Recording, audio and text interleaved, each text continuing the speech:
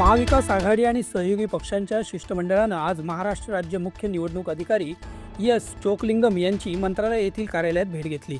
स्थानिक स्वराज्य संस्थांच्या निवडणूक या संदर्भातील घोळ तसंच मतदान प्रक्रिया पारदर्शकपणे पार पाडण्याची मागणी केली।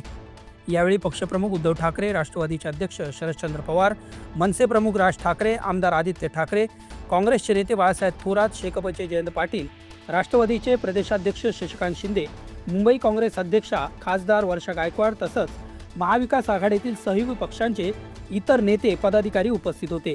मात्र यावर राज्याचे उपमुख्यमंत्री एकनाथ शिंदे यांनी आघाडीच्या नेत्यांवर तिखट शब्दात हल्ला चढवला। ही महाविकास आघाडी नव्हे तर महाकन्फ्युजन आघाडी आहे।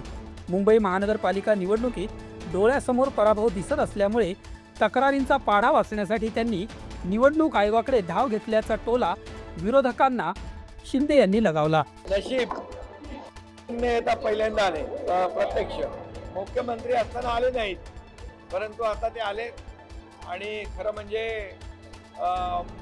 तक्रारीचा पाढा वाचण्यासाठी आलेले आहेत। मी एवढंच सांगेन की महाविकास आघाडी नाही, ही महाकन्फ्यूज आघाडी आहे। एवढं कन्फ्युजन आहे की कोण काय बोलतंय त्यांना समजत नाही।